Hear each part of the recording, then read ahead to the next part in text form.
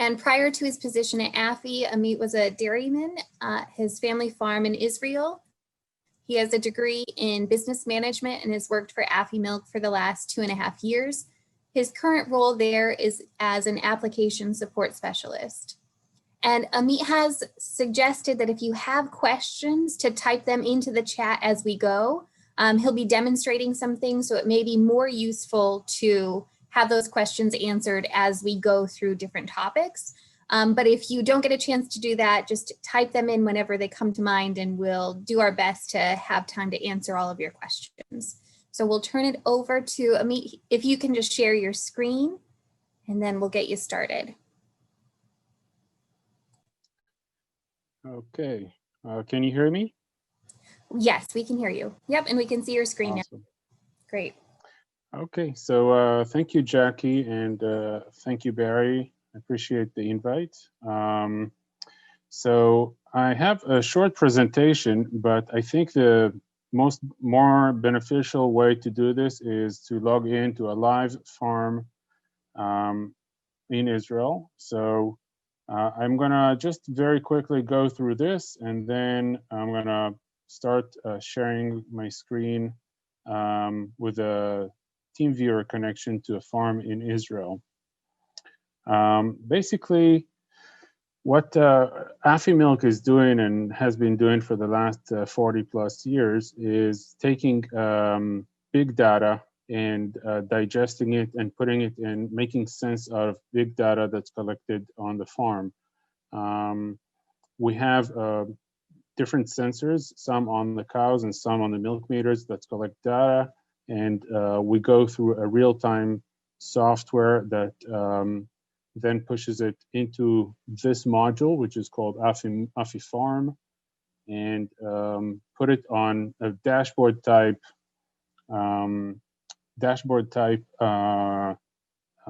presentation to help dairymen on a day-to-day operations of the dairy to look through different elements in the management of the dairy. Obviously, we do it through management by exception, which we didn't invent this, but we are utilizing management by exception by looking at the big picture and then pinpointing cows that are problematic based on their average. And then we have an average for the group and an average for the herd. So with that, I'm gonna just very lightly touch on the type of data that we're collecting and how I'm going to present this. We have milk data that's collected in the parlor through the milk meters, or we also have Afilab, which is an inline milk analyzer that's measuring fat, protein, lactose, and blood. And we're collecting all this milk data and we present it on the dashboard. I'm going to show you how soon, like in the next slide. And we have event data, which is a mixture of data that's coming from different sensors like pedometers or collars, and also events that the users themselves are entering into the system that can assist with statistics.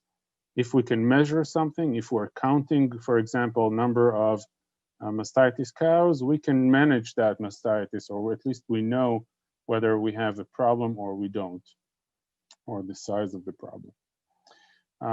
So these basically, I'll just switch quickly to the farm.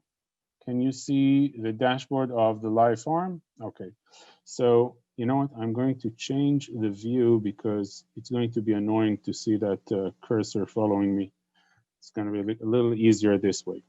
So this is a real farm, a live farm in Israel. The numbers here are in kilos, in kilograms. What you see is basically the same dashboard I showed you earlier with an area for milk production, health, fertility. We have a nice module of animal inventory, and I'm going to show you what I mean by nice module, because a lot of people think it's just a beautiful blue rectangle thing with a pie chart here, but it's not. It has some functionality. We have an area where we can measure group performance. And I'm going to ignore this part here today because we have such short time. On the left side, we have a folder system. The folder system is not necessarily always open. For example, I just closed it. Now you can open it and pin it. And in the folder system, we hold everything that's in the system. This is where you access every single report through different subjects. So the very first thing I want to show you would be, I have prepared here in advance a report that everybody that's using this system probably know and is extremely useful. So this report is showing every milk cows that's in the herd. Now, the basic management of this report is fairly simple, and you can get a lot of this if you are an outsider coming into a dairy and you want to know specific items. It's very, very easy to take from this report alone a lot of information. So the first thing is if I click that one click on any header, it's going to change the way you filter the information. Right now, there are no filters. I just removed, it opened by the order of cows. But if, for example, I would like to have it by order of days in milk, so I just click on days in milk, and I have, right now I have all the cows in order of days in milk. I can do something more than that. I can right-click on the days in milk and limit, and then I can have, let's say I want to look at cows that are 0 to 30 days in milk. The moment I do this, I have one single report for all the cows that are 0 to 30 days in milk, and on the bottom I have averages. So if I am interested to see how my fresh cows are doing, I can look at the average for and the total for the milk production for today, and I can, just by doing that, I can see have my finger on the pulse of seeing how am I doing with my fresh cows. You can find out a lot more information from this part of the software just by, for example, if I clear this limitation, I can look at the fertility information, so I can sort days after breeding or number of breeding for these cows. I can look at average weight for specific populations. I can filter this by group. And this is a great tool just to get a glimpse. You can get a lot of information about that specific dairy just by manipulating this, all the milk cow report. I'm going to exit out of this. Any questions on the milk cow report, where to find it, and so on? Okay. The next, so right now I showed you individual cows and how we can group them and how we can manipulate that report. Another report that is very useful for overseeing things and trends on milk production is under animals in the folder list, we have a herd view, and the herd view is basically showing us all the groups in the herd, okay? Now, if I click on a specific folder, it will give me here a summary for this specific pen, okay? Pen number 1, it gives us classification as far as number of lactations per cow, fertility data, averages for days in milk, and so on. Gynecological status to know how many fresh cows I have in there, how many pregnant, and all, and so on. The nice thing about this is that I can click up here. I have a 10-day presentation of this pen. So if I have, for example, an extreme heat wave in the last few days, I can just see how it affects different pens in the farm. If I don't have Afilab and I want to see how a specific change in ration changed the group's outcome of milk, let's say I want to see milk. So I just go to legend and I choose milk. I can click on production rate. Production rate is basically milk per hour per cow on average for that group. If I have lab, just because they have it in this system, I'm going to show you, you can see fat and protein ratio for the group on average. So if you have one group or multiple groups with acidosis, this specific line is going to go down. Now, if I double click on fat and protein here, the y-axis here is going to change to fat and protein. So now I can see whether a specific pen is going below 1, and I know I have acidosis problem in that pen. And if it goes beyond 1.4, I know I have a problem with ketosis, just on the fat and protein ratio. So this is a nice module where you can look at 10-day graph. You can look at it at a report form. So it will give you all the numbers that make that graph. And you can change what you see. If you click on the legend, you can go and say, let's say I want to see how am I doing here on, let's say, rest. So I just look at rest time. I just click on the rest time here, rest bout or whatever you're interested in looking at. And it's going to present to you these numbers that put together that graph. Okay, so that's the second module I wanted to show. And the last module for milk production is this module, which looks at the last 10 sessions. Here we have the last 10 sessions. In case there is a change then greater than 3%, either up or down, it's going to show up here. You're going to see a little arrow going to the left or right in red or in green to signify that there was a change in number of poundage for this specific day. And you know what? I'm going to show you quickly what it looks like in case you're wondering if there is a change more than 3%, that's what it's going to look like, those little arrows. I'll go back to here. Every time you want to see a specific day, you can just double click on that day and you can get an information regarding the sessions. But in the big picture, if you look at the herd, you can manage, you can see how the milk production is going, whether it's going up or down. I know that in the last 2 weeks, there was an extreme heat wave in Israel, and I'm sure it affected the total daily yield per day because of that heat wave. This specific farm is situated very close to the coast, so they're suffering from humidity, high humidity and high heat and high heat stress in general. Any questions about milk production? How do you measure it? How do you monitor it? And we have more. We have other reports. I just don't want to take too much time on monitoring milk because we have other areas to cover. I just have a quick question. It's by date. So how does AFI define a day? Is it from midnight to midnight? Yes, it's a very good question because we can look at a day in 2 ways. We can start our day at midnight. That's what happens usually in AFI. Some of the reports are refreshing daily at midnight.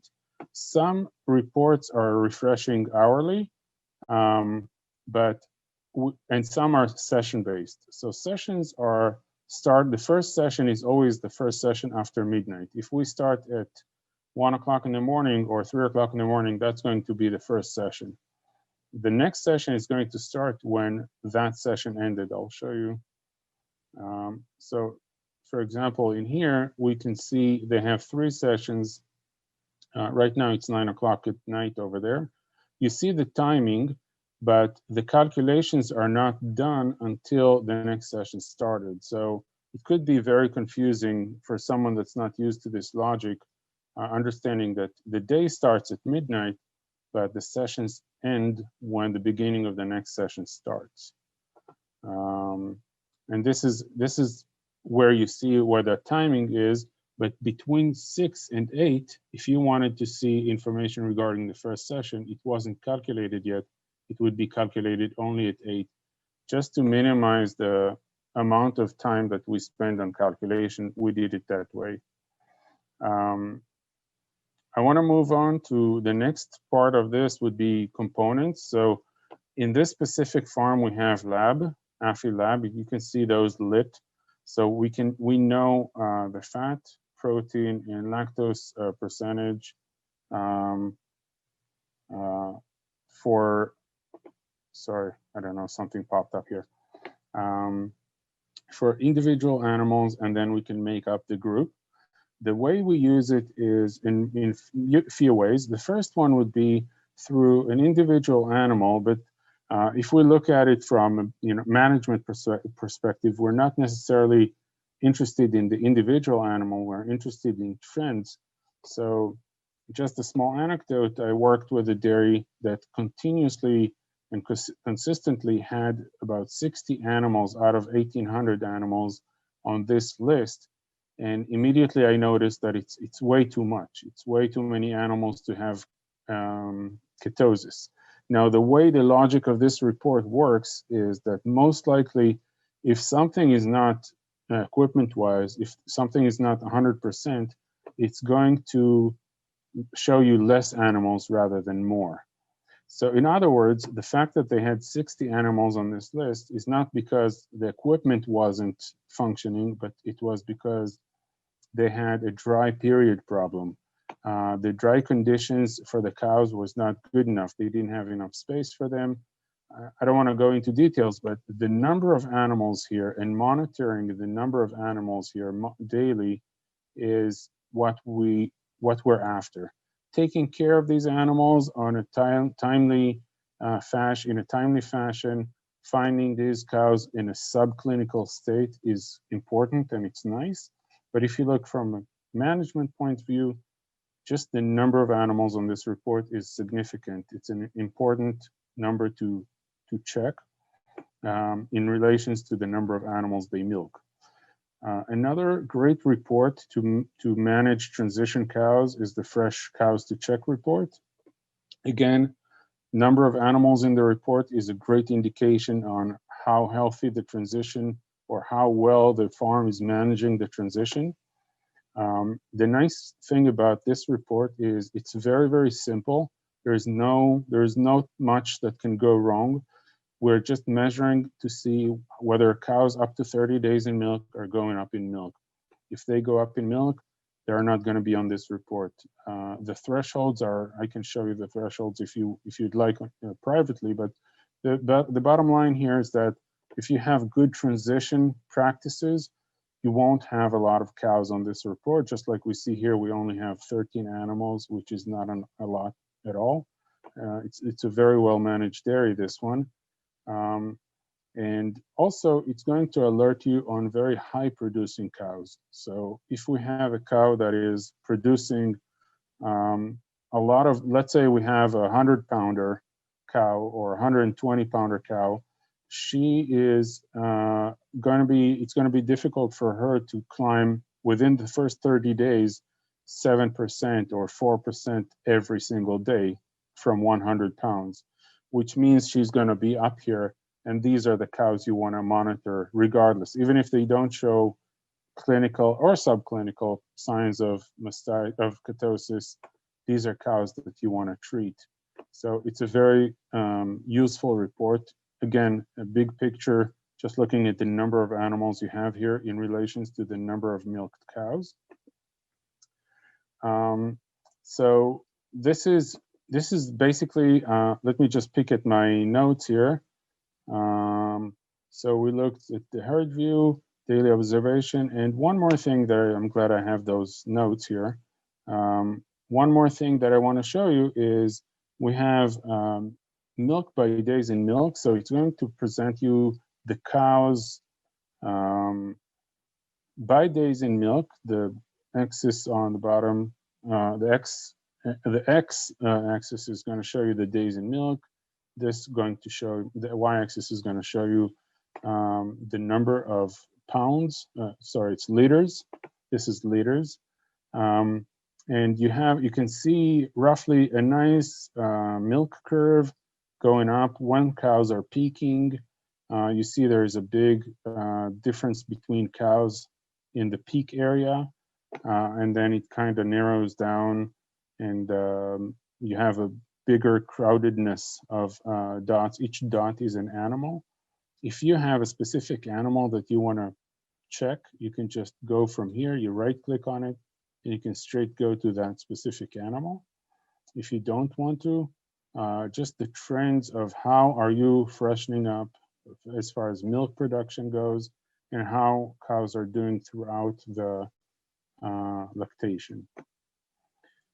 Okay, I'm going to move on to the next part would be the milk components. So milk component wise, and this is specific for Afilab, and because if any of you guys know Afilab, you can, I'm going to leave my phone number at the end of this. You can always contact me to ask questions. I'm just going to touch it very, very lightly. I showed you the ketosis report that's measuring fat to protein ratio. Another nice thing that we can do with the Afilab is looking at the whole herd as far as fat and protein ratio to show us how we're doing on fat protein ratio. If we have as acidosis problem on the herd level, we are going to see a lot of dots right under 1 or below 1, the ratio of fat, just simple ratio of fat to protein at 1. That's going to signify that this farm does have some sort of acidosis problem. And then we can also detect problems, for example, with fresh cows. If we have a lot of cows showing us higher than 1.4 ratio of fat and protein, we'll know that we have a transition problem. This is very, very, from looking at those systems over and over, this is very, very nice to see only these many animals are hovering above 1.4. And then they have a large group of cows that freshened and they are within the normal ratio. That's very nice. If you go up here to design, and that's true to most of the reports from AFI, you can go to days in milk and you can change the view. You can look at cows. Let's say you're interested to see cows just up to 100 days to focus on them. You can just do it, and you're going to have a graph that's going to represent up to 100 cows, up 100 days in milk. Okay. So again, this is a big picture view of how you're doing with transition and fat to protein ratio. I'm going to move on to the next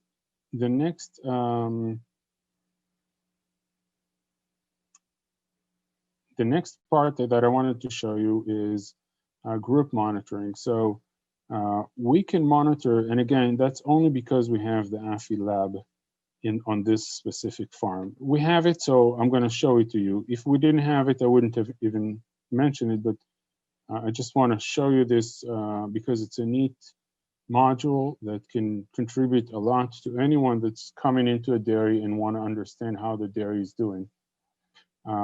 So you know what, I'm going to go to a different presentation of the same module. We have a traffic light system. It's those brown, green and red or yellow lights that's going to show you. Right now it's all green because there are 0 problems currently. But we monitor on each of these areas, we monitor the cows as on a group level. So if I click on here, and we're going to have a report that's going to highlight each pen, it's going to show each pen low fat. If they have a low fat problem anywhere under 3.5, it's going to show us in red that this group specifically has a problem. Right now, there are 0 problems in this dairy, but each group, you see those group numbers up here. You can go to each group and see how they're doing and how they did from in the last month. You have a 30-day presentation down here on the bottom. So it's very, very nice to be to be able to monitor a pen or a group on their fat or the fat decrease or the protein. And we also monitor SARA, subacute terminal acidosis. Another part of this is the comfort of the cows. We can monitor how well the cows are resting or how many minutes of rest are they getting in relations to, first of all, to the cow number in a pen. That's the blue line on the bottom. And how are they resting? That's the green button, the green line up on top. You can see a very big drop down here, which probably was caused because of the heat wave that started, like I said, about 2 weeks ago. And the cows are having trouble getting enough rest. And this is regardless of what this will be available in any system. It doesn't have anything to do with the Afilab, obviously. Any questions so far?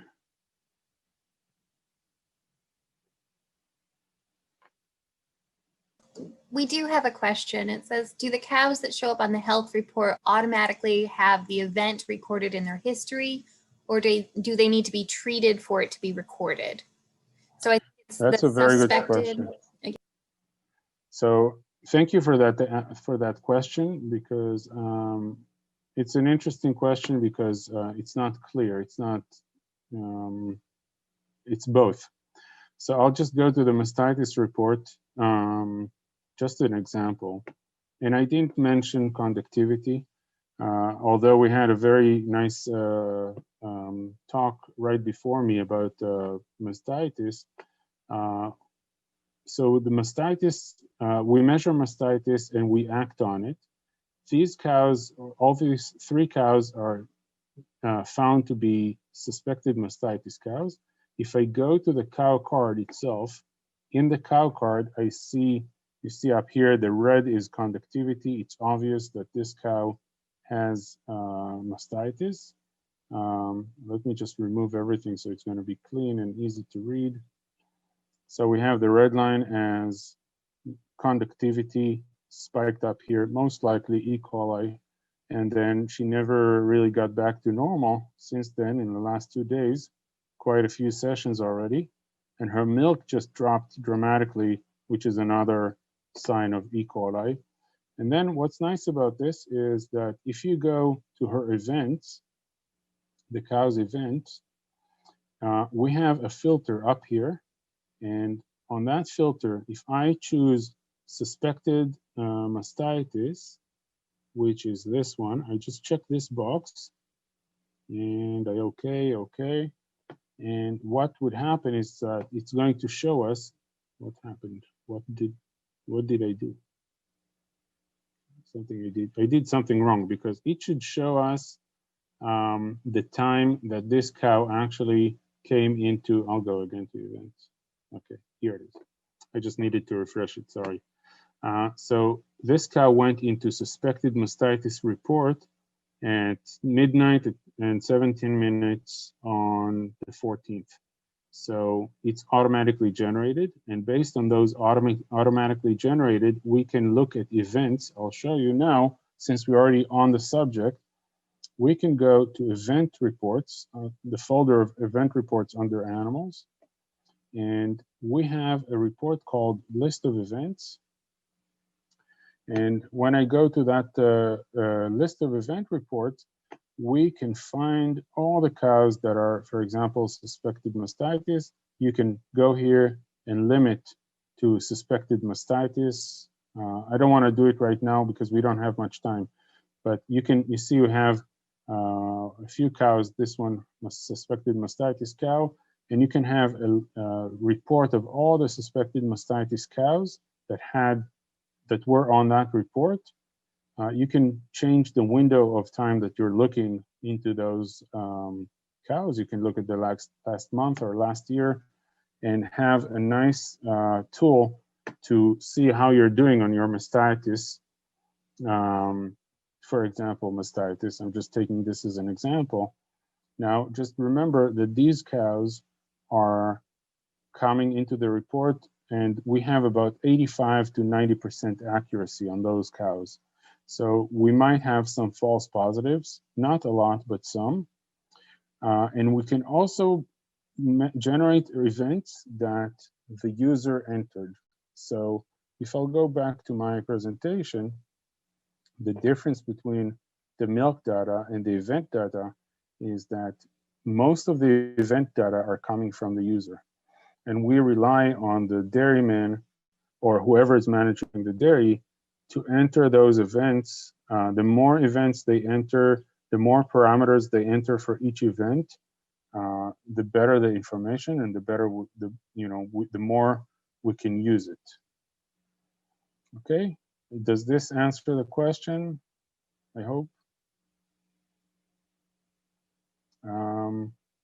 We have other reports under the event list. So for example, if I'm already here, we can look at exit report. It will outline all the cows that exited the farm and the reason they left. So you can run statistics on why do you have cows that are exiting the farm.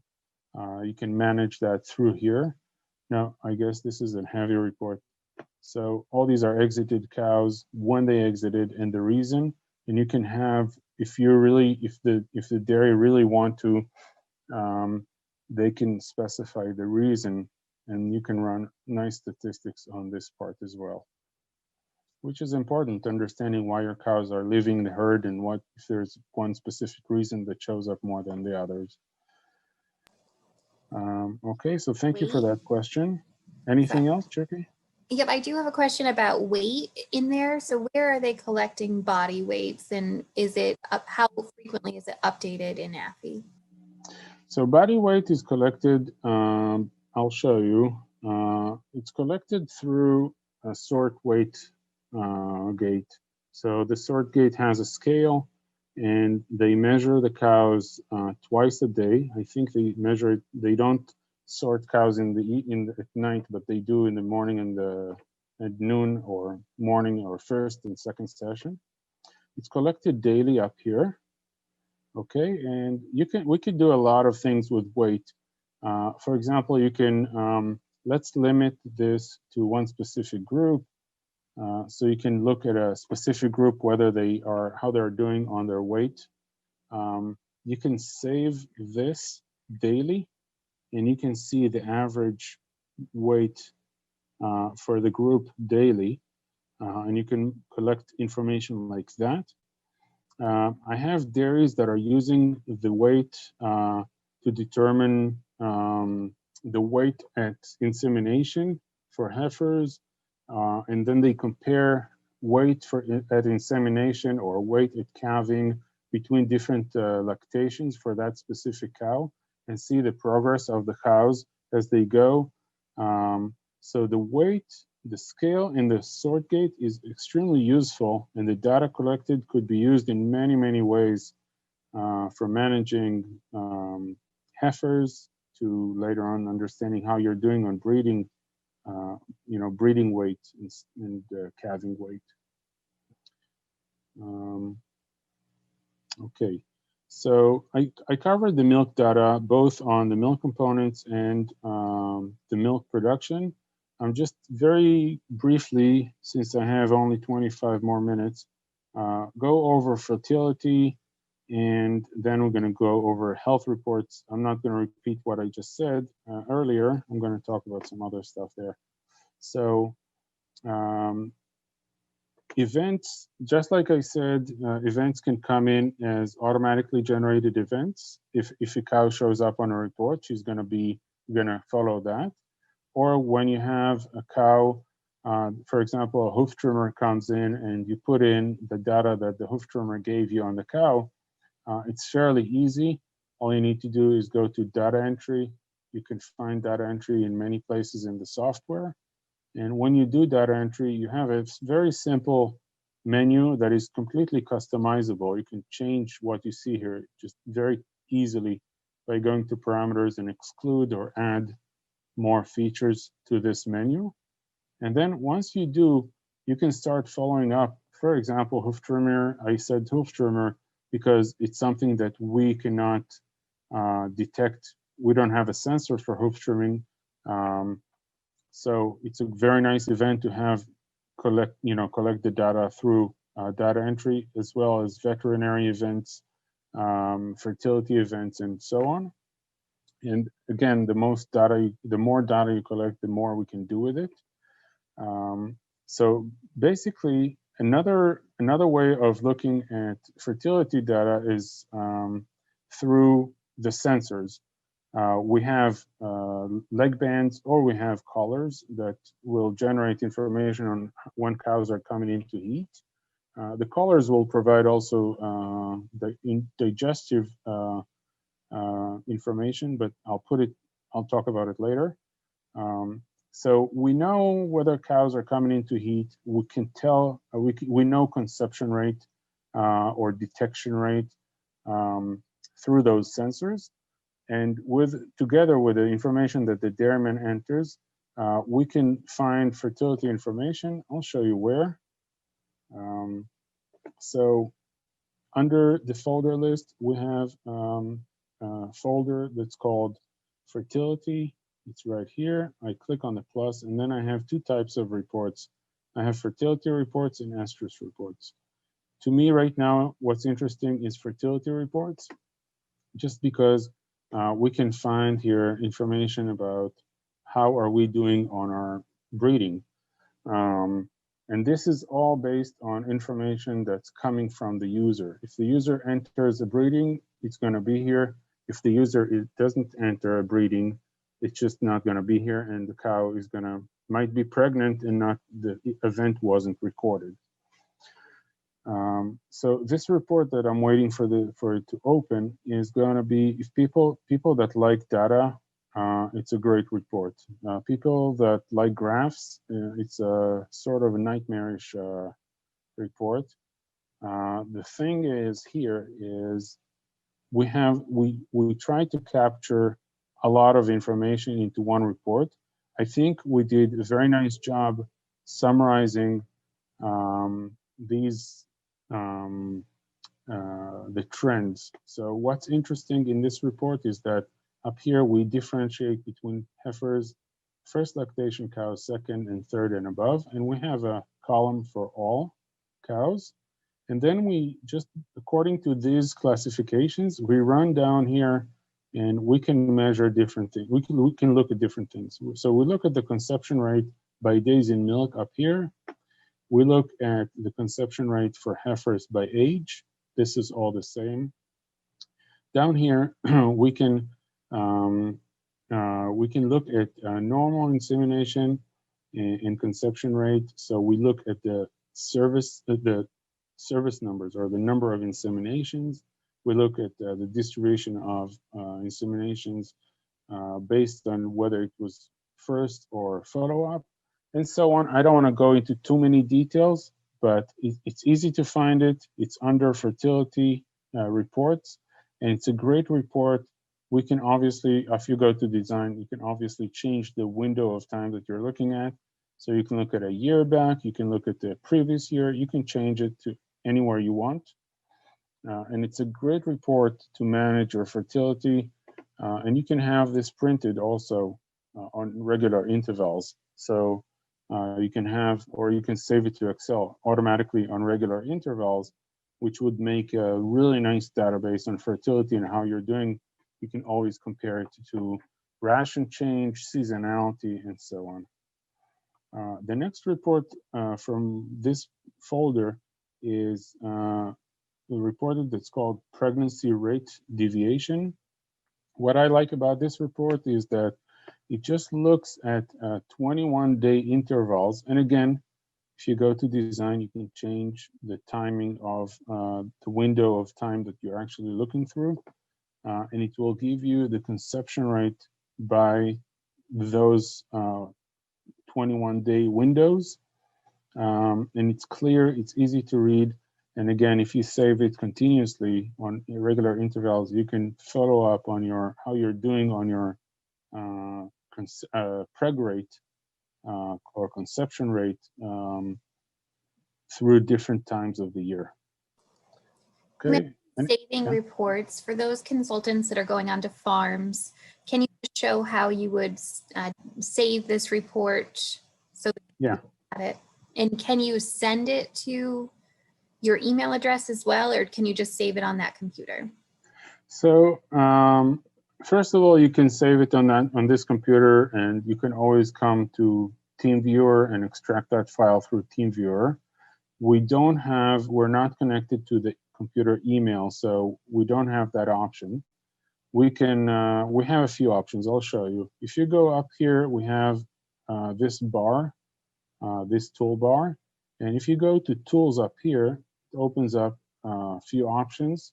If I click on schedule, we can manage the schedule of the software. So if we would like to print this report, for example, I just go to new and I choose which report I want to see or save or look at.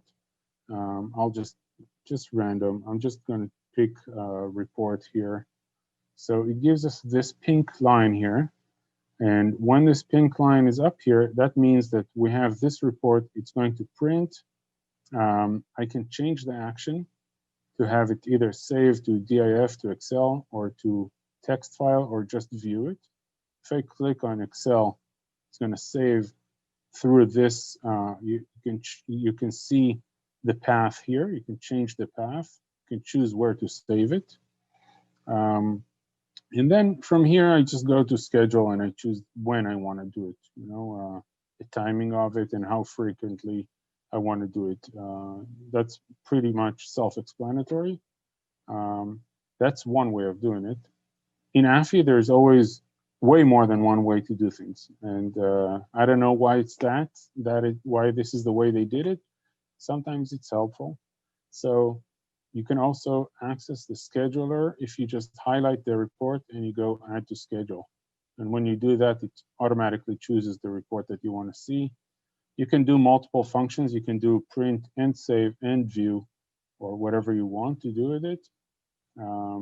So it's very useful. And I have a lot of external people that are not residing and not visiting the farm daily. What they would do is we would just build a report for them exactly what they want to see, and then we can save for them this daily or weekly. Then they go through TeamViewer, and hopefully they have TeamViewer, and then you can just extract those files. Very, very easy and friendly.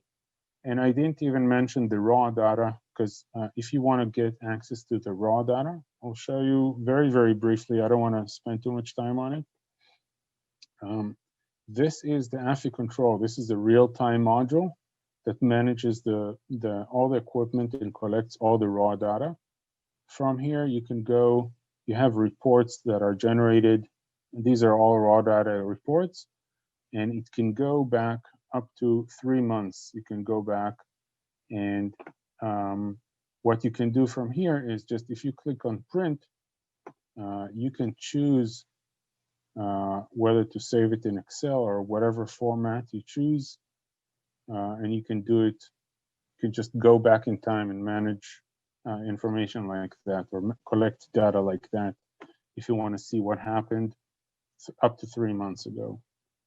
And again, this is raw data in an Excel type format that's easy to use and easy to maneuver. So we talked about events. We talked about the group and herd events.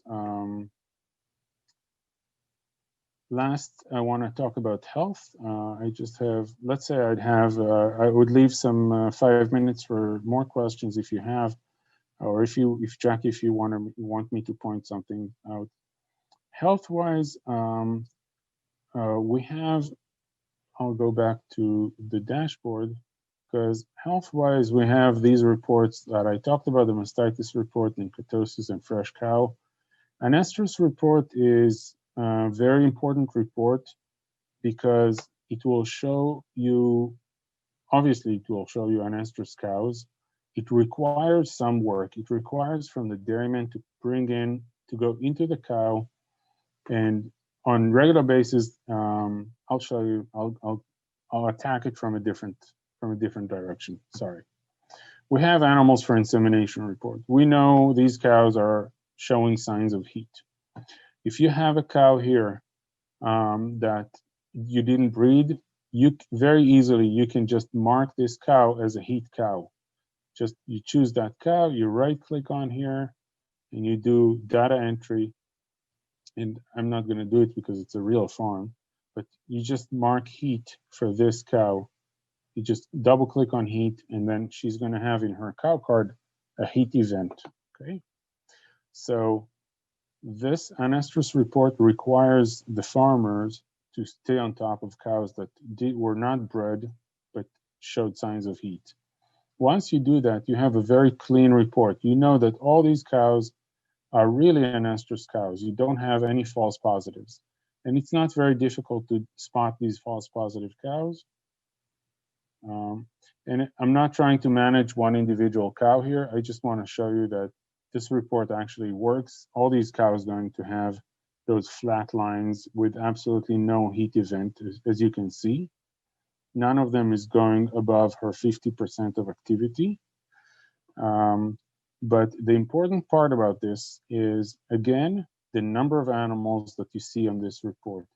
If you see 67 animals regularly, on regular basis on this report, and all of a sudden you change something with a feed and it jumps to 140, for example, you know that you have an estrus problem that was caused because of feed. So staying on top of this number, just like staying on top of any of those numbers, or understanding the ratio between this number and the number of milked cows is crucial to monitoring the specific farm that you're working with. It requires some time to understand what's the trends for each farm has its own trends, but the bottom line is that these numbers are crucial to follow and just at a glimpse understand how this farm is performing. Another interesting module that we have is the inventory animal here. Each line here is a report. So if I click on open, we would have a list of open cows. All these are open cows. It says here in Hebrew, do not breed. So this one is an abortion cow.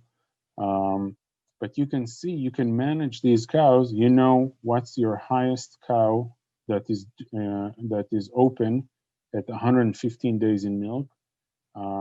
And sometimes this is a good way to understand if you have a messed up data, because you'd have a messed up information, but I don't think this is the case here.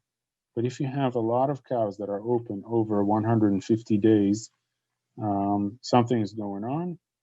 I know that in Israel, in the summer, it's very much seasonal, because in the summer there's not much point of breeding cows. So it could be that this is the reason this farm has a lot of open cows over 150 days.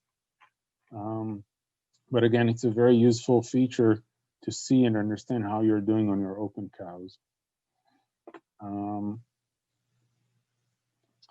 And then we have other ways of analyzing how the farm is performing in a big picture kind of way. We can look at ECM or FCM. I'll show you, we can follow up and see how these cows are doing on that. Oh, I put it somewhere else, sorry. So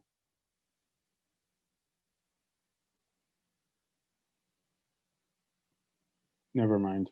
I'll show you. No, I can't find it, I'm sorry. There are just too many folders I saved. I lost where I put it. Anyways, I prepared a list of cows. I'll show you here. I prepared the list of cows that it shows you the ranking of the cows based on not body condition score, based on energy corrected milk and fat corrected milk. Fat corrected milk is available because they have Afilab, but energy corrected milk, you can have them ranked one of the things that is problematic showing you cows from Israel is that I think the formula here on this system is different than the one that is calculated in the US, just because they're using kilos, and in the US it's a pound based. But we can rank these cows on how effective they are. And you can see, again, you can see trends. You can follow up on groups and see how the groups are doing on energy corrected milk or fat corrected milk. In the US, we don't use a lot of the body condition score ranking.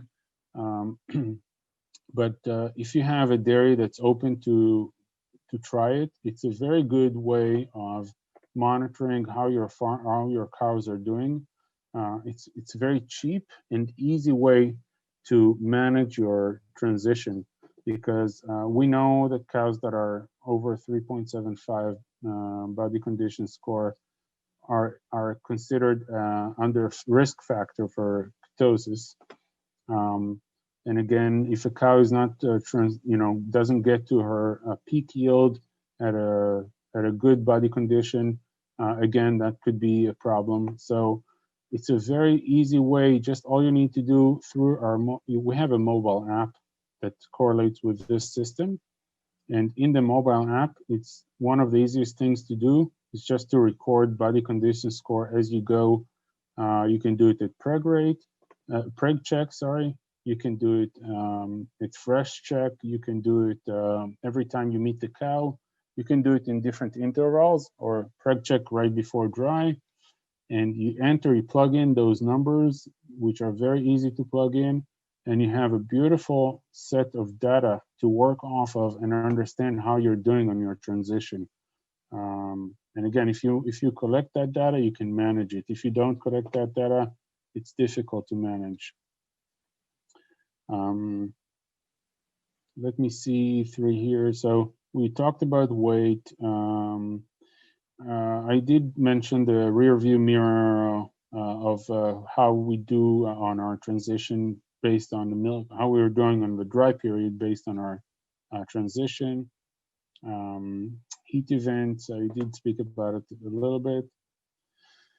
I'm going to talk very briefly on collars. Collars are a device that we launched this year.